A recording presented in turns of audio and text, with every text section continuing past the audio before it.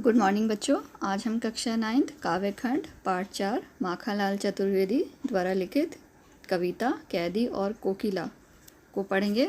एक एक पद पढ़ेंगे इस कविता का।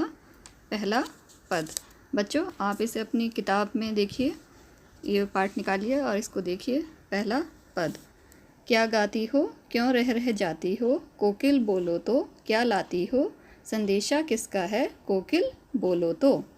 कवि कहते हैं कि हे कोयल, तुम इस काली आधी रात में क्या गा रही हो, क्या गाती हो, क्या गा रही हो। क्या तुम्हारे हृदय में कोई गंभीर बात है जो तुम कहना चाहती हो और किसी कारण से कह नहीं पा रही हो, और कुछ कहते कहते अचानक चुप हो जाती हो। आखिर वह दुविधा क्या है कोकिल, कोयल बोलो तो। क्या लाती हो संदेश किसका है कोकिल बोलो तो। या क्या तुम मुझे कोई संदेश देना चाहती हो, मेरे हृदय में तुम किस प्रकार के भावों को भरना चाहती हो, मेरे लिए यह प्रेरणा का संदेश किसका है और कहाँ से तुम इसको मेरे पास लेकर आई हो। हे कोयल, हे कोकिल, तुम अपनी बात को स्पष्ट करो, बोलो।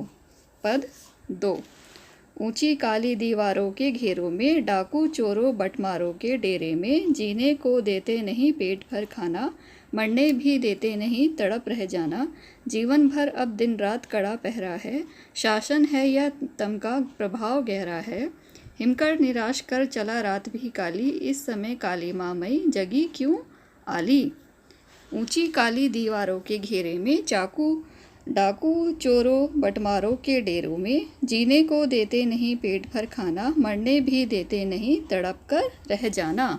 कवि कोयल को संबोधित करते हुए कह रहे हैं कि मैं यहाँ कारागार की ऊंची गंदी सीलन भरी काली दीवारों के बीच में कैद हूँ। ऊंची दीवारों के बीच घना काला अंधेरा है। यहाँ चोर डाकू बटमार आदि दुष्प्रवृत्ति वाले लोगों के बीच में मुझे दिन गुजारने पड़ रहे हैं।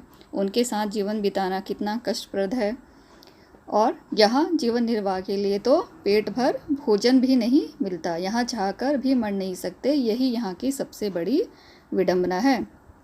जीवन पर अब दिन रात कड़ा पहरा है, शासन है या तम का प्रभाव गहरा है, हिमकर निराश कर चला रात भी काली, इस समय काली माँ मैं जगी क्यों आली।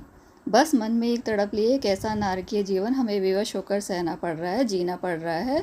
हम स्वतंत्रता के लिए संघर्ष कर रहे हैं। कैदियों के जीवन पर दिन रात पहरा रहता है, और हमारी दिनचर्या को भी, एक कार्य को भी संदेह की दृष्टि से देखा जाता है। वास्तव में यहाँ शासन व्यवस्था नहीं है, वरन घोर अन्याय चल रहा है। मानो तम का तम यानी अंधकार, मानो यहाँ अंधकार का ही साम्राज्य है। इसी प्रकार हे सखी कोयल, इन निराशा भरे क्षणों में तू क्यों जाग रही है, इस कालीमय रात में तू क्यों जाग रही है और स्वयं जागकर औरों को क्यों जगा रही है। पद 3, क्यों हुक पड़ी वेदना बोझ वाली सी, कोकिल बोलो तो क्या लूटा मृदुल वैभव सी, रखवाली सी कोयल बोलो तो, कोकिल बोलो तो।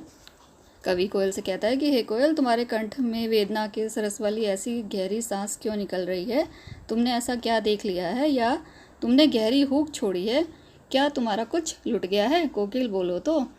मृदुल वैभव की रखवाली सी कोकिल बोलो तो, तुम्हारा कंठ तो इतना कोमल और मधुर है, मानो तुम्हारे ईश्वर ने संसार की हर कोमल वैभव संपदा की रक्षा का दायित्व सौंप रखा है।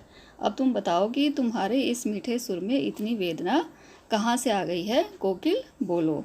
पद 4, क्या हुआ बावली अर्धरात्रि को चीखी, कोकिल बोलो तो, किस दावा नल की ज्वालाएं हैं दिखी, कोकिल बोलो तो।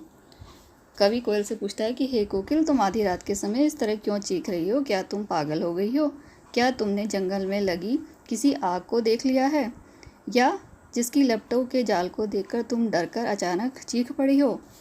पद 5, क्या देख न सकती जंजीरों का गहना, हथकड़ी आंखों यह ब्रिटिश राज का गहना।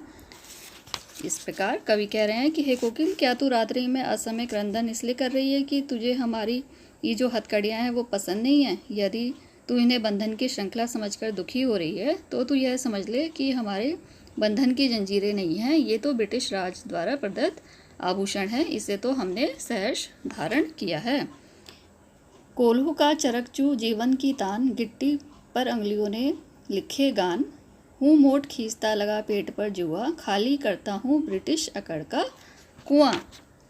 हे कोयल, हमारे लिए जेल के कोल्हू की चरकचू की ध्वनि धीमे संगीत जैसी बन चुकी है। हमें इसमें आनंद आने लगा है। हम जेल में दंड स्वरूप कंकड़ पत्थर तोड़कर पीटकर अपने दम पर आज़ादी का गीत अपने हाथों से लिख रहे हैं। जिस प्रकार कठोर पत्थर को हम पीट पीट कर टुकड़ों में रख देते हैं, उसी प्रकार ब्रिटिश राज को भी हम एक दिन छिन भिन करके रख देंगे। मैं अपने पेट पर जुआ बांध कर चरसा खींच रहा हूँ। दिन में करुणा क्यों जगे रुलाने वाली, इसलिए रात में गजब ढा रही आली। इस शांत समय में अंधकार को वेद रो रही है क्यों, कोकिल बोलो तो। चुपचाप मधुर विद्रोह बीज इस भांति बो रही हो क्यों, कोकिल बोलो तो। हे कोकिल, तू रात की इस निस्तब्धता को चीर कर जो अपना मधुर स्वर हमें सुनाने आई है, उसके पीछे तेरी क्या मंशा है। तुम रात्रि के इस नीरव एकांत में रुदन क्यों रो रही हो, क्यों चीख रही हो, क्यों तुम अपनी मधुर आवाज़ से हमारे हृदयों के विद्रोह का बीज बो रही हो। क्या तुम अपने विद्रोह की प्रेरणा देने के लिए चीख रही हो, कोकिल बोलो तो। पद 6। काली तू रजनी भी काली, शासन की करनी भी काली। काली लहर कल्पना काली, मेरी काल कोठरी काली। टोपी काली कमली काली, मेरी लौ श्रृंखला काली। पहरे की हुंकृति की ब्याली, तिस पर है गाली ए आली। इस काले संकट सागर पर मरने की मदमाती, कोकिल बोलो तो। अपने चमकीले गीतों को क्यों कर हो तैराती, कोकिल बोलो तो। काली तू रजनी भी काली, शासन की करनी भी काली। काली लहर कल्पना काली, मेरी काल कोठरी काली। कवि कह रहे हैं कि कोयल को संबोधित करते हुए कहते हैं कि हे कोकिल, तेरा तो रंग काला है, आज रात भी काली है। इधर ब्रिटिश शासन की करतूतें भी काली हैं, इसलिए मेरे मन में उन्हीं के समान भयंकर कल्पनाएं और भावनाओं की काली तरंगें उठ रही हैं। मेरी काल कोठरी जिसमें मैं बंद किया गया हूँ, वह भी अंधकारमय है, काली है। ओढ़ने के लिए जो मुझे कंबल दिया गया है वह भी काली है। पहनने के लिए जो टोपी दी गई है वो भी काली है। मुझे बांध कर रखने वाली लोहे की जंजीरें भी काली हैं। इस प्रकार पहरे की हुंकृति भी ब्याली है, तिस पर गाली ए आली। इस काले संकट सागर पर मरने की मदमाती, कोकिल बोलो तो। अपने चमकीले गीतों को क्यों कर हो तैयार रहती, कोकिल बोलो तो। हे सखी कोयल, कारागार के इस अशांत संकटपूर्ण समुद्र में तुम मरने की ठान कर क्यों चली आई हो। तुम्हारा स्वर मधुर है, तुम सबको प्रसन्न करने की सोचकर मस्त होकर गा रही हो, परंतु सच यह है कि यहाँ तुम्हारे प्राणों की भी सुरक्षा नहीं है। तुम पर भी पल पल संकट के बादल मंडरा रहे हैं। तुम अपने प्रकाश से भरे, आशा और उत्साह से भरे प्रेरणादायी गीतों को इस अंधेरी रात में और भी वह भी कारागार में गाकर यहाँ के निरुत्साही वातावरण में तैराकर व्यर्थ क्यों कर रही हो। तुम मुझे स्पष्टतः अपने मुख से बोलकर बताओ। पद 7। तुझे मिली हरियाली डाली, मुझे नसीब कोठरे की काली। तेरा नभ भर में संचार, तेरा 10 फुट का संसार। तेरे गीत कहावे वाह, रोना भी मुझे गुनाह। देख विषमता तेरी मेरी, बजा रही तिस पर रणभेरी। इस हुंकृति पर अपनी कृति से और कहो क्या कह दूं, कोकिल बोलो तो। मोहन के व्रत पर प्राणों का आसव किसमें भर दूं, कोकिल बोलो तो। तुझे मिले हरियाली डाली, मुझे नसीब कोठरी काली। तेरे नभ भर में संचार, मेरा 10 फुट का संसार। कवि कहते हैं कि हे कोकिल, तो भाग्यशाली कि तुझे बैठने के लिए हरियाली से भरी हुई डालियाँ प्राप्त हुई हैं। मुझे तो अंधेरी कोठरी में घुट घुट कर जीना पड़ रहा है। तुझे उड़ने फिरने के लिए असीमित नभ मिला है और मुझे इस बंदीगृह की 10 फुट की सीमित कोठरी। मैं अपने बंदीगृह से बाहर घूम कर नहीं निकल सकता हूँ। तेरे गीत कहावे वाह, रोना भी मुझे गुनाह। देख विषमता तेरी मेरी, बजा रही है तिस पर रणभेरी। तू गाती है तो लोग प्रशंसा में वाह वाह करते हैं और मेरा रोना भी किसी को नहीं सुहाता। लोग मेरी वेदना सुनना नहीं चाहते। मेरी और तेरी परिस्थिति में भारी अंतर है। तू स्वतंत्र है और मैं परतंत्र कैदी। इतना सब जानकर भी तू युद्ध का संगीत छेड़ रही है। इस हुंकृति पर अपनी कृति से और कहो क्या कर दूं, कोकिल बोलो तो। मोहन के व्रत पर प्राणों का आसव किसमें भर दूं, कोकिल बोलो तो। इस प्रकार तू स्वतंत्र है और मैं परतंत्र, इतना सब जानकर भी तू युद्ध का संगीत छेड़ रही है। कोकिल, तू ही बता कि तेरी इस हुक पर मैं क्या करूं, तेरी इस हुंकृति पर मैं क्या करूं। मेरी विवशता को तू अच्छी तरह पहचान तो रही है, जरा सोच मैं क्या कर सकता हूं। हाँ, तेरी प्रेरणा से मैं कारागार में बैठे बैठे अपनी ओजपूर्ण कविताएं तो रच ही रहा हूँ। मैं इसके अतिरिक्त क्या करूँ।